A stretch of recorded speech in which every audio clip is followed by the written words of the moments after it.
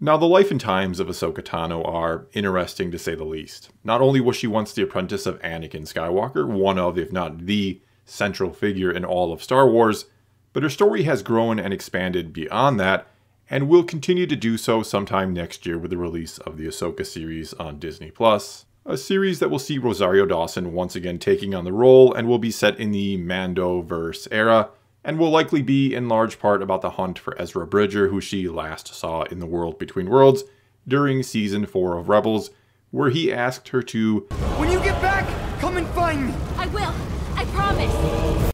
And speaking of that, of The World Between Worlds and what exactly happened there, whether was it time travel or not that saved her, and we'll get much more into that in just a bit, there are tons of questions surrounding Ahsoka Tano and where she's been since then, since being saved by Ezra, as again seen in Rebels, and then until she shows up in Season 2 of The Mandalorian, and then later in the Book of Boba Fett as well. Many are left wondering where she was during the events of the original trilogy. Is there an answer that makes sense as to why she didn't come back and help the rebellion or find Luke? And yes, there is one, a rather simple one that works quite well, one that can also explain why she's not seen or mentioned in Revenge of the Sith. And no, I'm not talking about the obvious answer that she wasn't created until after that film, that she was retroactively inserted into the larger story of Anakin Skywalker, made to be another layer to his character, though she also became a worthy character in her own right during that series, the series being Clone Wars, so much so that she has become a fan favorite that's now getting her own series. Instead, I'm talking about an in-story answer that I'll call the Mon Mothma solution. What is the Mon Mothma solution, you may ask? Well, she's the leader of the Rebellion, or the Rebel Alliance. She's an extremely important character to the overall story, and yet we never see her, or much less hear her name mentioned, until Return of the Jedi, which is of course because she hadn't been created until that movie. Though her absence until that point, until Return of the Jedi, can be explained away by saying she was simply elsewhere during the other movies, not at the Rebel base on Hoth or Yavin, for whatever reason, and there's just never a need by any of the other characters to mention her name at all, which all seems pretty feasible.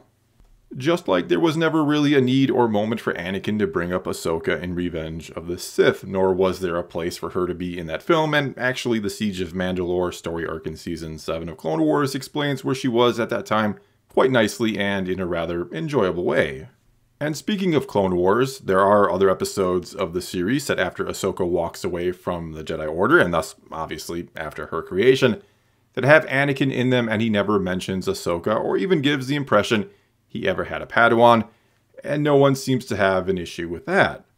And this is all because he isn't always going to be talking about Ahsoka leaving the Order, and thus also leaving him, because it neither is a pleasant thought nor a topic of conversation he wants to bring up. It's not something he wants to think about, much less go around bringing up all the time to everyone he encounters, or something other characters are going to bring up to him all the time because they know how sensitive it is to him.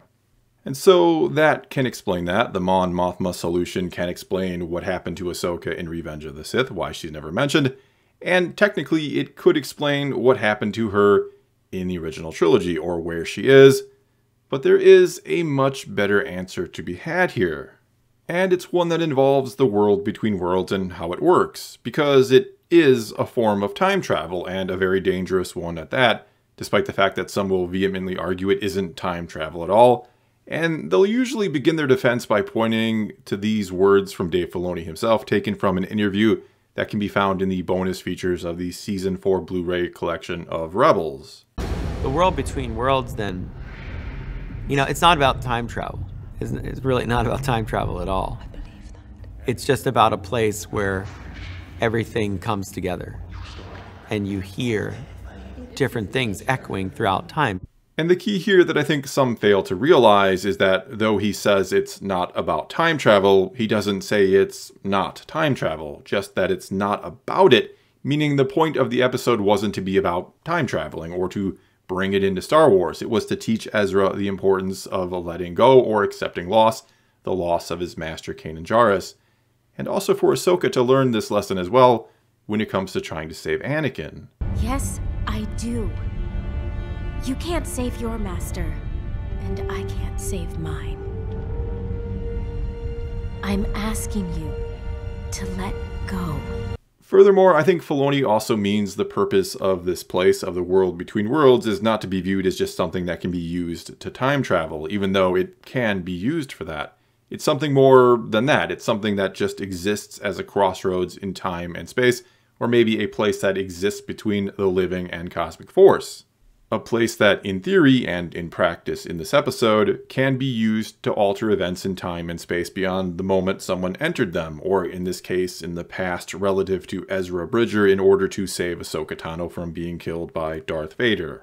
However, if used wrong, if a paradox is created, it could or would cause a catastrophe that ends time and space. Like if Ezra had pulled Kanan out of the moment he died, which means Ezra would have then died in that moment himself in the past, and thus could not have been in the world between worlds to save him then. And I know some people will still say or argue that this isn't time travel, or it's not time travel in the more traditional sense where one person goes to another time, be it the past or the future. Instead, both participants, if you will, Ahsoka and Ezra, they go to the same nebulous place where all time and space come together. So there's no actual physical time traveling taking place, even though they conveniently forget or overlook the fact that Ezra's hand reaches into the past, physically into the past, to grab hold of Ahsoka and pull her back. Then there are those who will argue that Ezra doesn't actually change anything because that's how it always had to happen, like it's some sort of fixed event that just happens because it's supposed to happen. I've even heard some say it happens because of the Force or destiny or something along those lines, and more on all that in just a bit. That since we see Ezra save Ahsoka in the past, he must then do it in the future, and no time travel happens, the end happily ever after. But the problem with that is they're looking at it all backwards, or they're looking at it forwards in a linear way when they need to look at it backwards in a non-linear way.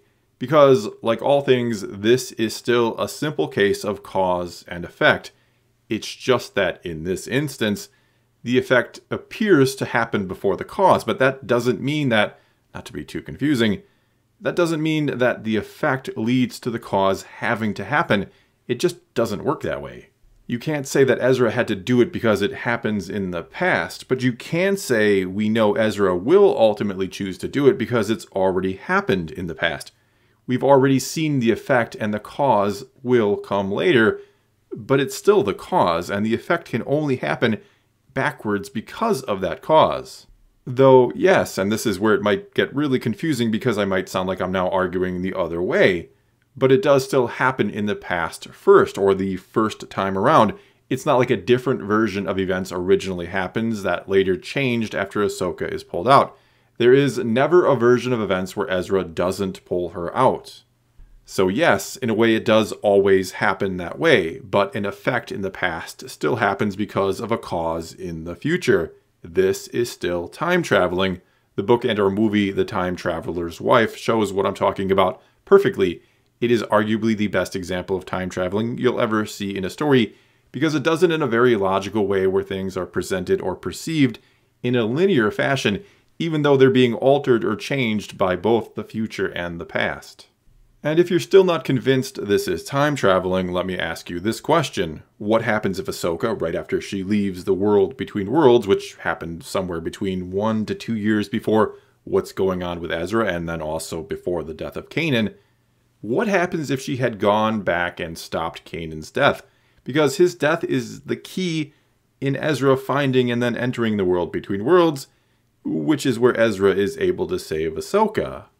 Or what if, not that she would do this, but what if she went and killed Ezra before he enters the world between worlds and saves her? I mean, in theory, Ahsoka has the power to create a paradox, doesn't she?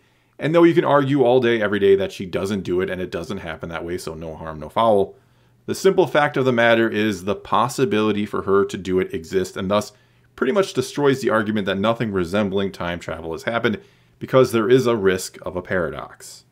The simple, inescapable truth is that an event in the future or by a character from the future changed the course of events for a character in the past. An effect came before the cause. And it's not something that had to happen that way because Ahsoka herself could have prevented it, or messed it up, I should say, by changing the course of events, but since it does go that way, we know she doesn't do that. It also flies in the face that always in motion the future is, as if Ezra had no choice in that moment as to what he was going to do. Yet Star Wars has always been about choices characters make and the impact they can have on the very galaxy itself. We even have George Lucas saying this. Found in all living things, around us, flows from us, controls individuals, yet we have free will. We have a destiny if we want to follow it. In other words, there's no destiny or had to be here. Star Wars doesn't and shouldn't work that way. It should always be about the choices made by the characters and the consequences of those choices. And Ezra makes the choice to pull Ahsoka out, and it ripples backwards in time. The effect happens before the cause. It just doesn't seem to happen that way. It looks linear, but it isn't. And so to move on then to really begin to figure out what happened to Ahsoka, where she was during the original trilogy, an answer better than the Mon Mothma solution that she was just elsewhere. Well, despite being told by Ezra to come and find me while in the world between worlds together, she is smart enough to realize that she can't immediately go and find Ezra. She knows that she has to wait until the threat of a paradox is over, until after the point in time when Ezra enters the world between worlds and saves her, because even just seeing her or somehow learning that she's alive before that could change how things play out. Ezra knowing Ahsoka to be alive in his current time period could sway his quick decision to pull her out while in the world between worlds. Think about it. Why does he need to save her in the past if he knows she is going to somehow survive that? And thus, she would end up dying in the past. Everything she does in the meantime, though, couldn't have happened. And we have a paradox that ends up destroying all of Star Wars. And that's why we see Ahsoka going into the cave or under the temple on Malachor. She knows that Ezra altered time when he saved her, that she was going to die, be killed by Darth Vader.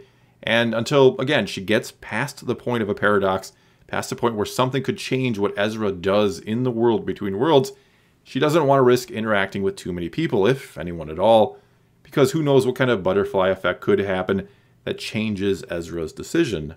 Because no, technically it's not set in stone, even though we of course know down the road it is going to happen that way. Ezra does still have free will, as does Ahsoka. We can't take that away from them. That's not how Star Wars works. And so I'd imagine after however she learns about the death of Kanan and the disappearance of Ezra, or maybe she just waits a few years and finally resurfaces then, guessing how many years old Ezra was based on the way he looked in the world between worlds, and then she immediately goes in search of him. And likely this takes her to the unknown parts of the galaxy for years. She, for whatever reason, comes to believe that's where the Purrgil took him, which explains where she is during the events of the original trilogy, why she never goes back to help the rebellion like she was helping them before, nor why she seeks out Luke Skywalker, the Jedi who is fighting with the rebellion, who could easily be the son of Anakin, keeping in mind Ahsoka likely knew Padme was pregnant and knew of her and Anakin's secret relationship. But instead of doing all that, she's busy keeping her promise to Ezra, and then only after somehow learning Thrawn is back in the known parts of the galaxy, back with the remnants of the Empire, she too returns to that part of the galaxy in search of Thrawn, as seen in Season 2 of The Mandalorian, figuring him to be her best and pretty much only clue to ever finding Ezra. She then also finally encounters Luke, recruits Sabine, and everything makes sense. We have all the answers as to what happened to Ahsoka, and where she was and why. And so in closing, even though I'm not a fan of the idea of time travel in Star Wars, and maybe some of you still aren't convinced this is time travel, though I would say to you, go watch The Time Traveler's Wife. That film will make perfect sense to you, or make this make perfect sense to you. I have to say Dave Filoni at least executes it in a way that makes sense and that makes it unlikely to be used again, though I'd still prefer if it had never been included at all, and if Dave Filoni had come up with a better way to save his favorite character from Darth Vader. Well, that's all I've got for you this time. Now it's your turn to tell me what you think about all this. Do you think time travel in Star Wars is a good thing or a bad thing? And are you or are you not convinced that it's already happened? Whatever the case may be, leave a comment below and let's talk some Star Wars. And until next time, thanks for watching.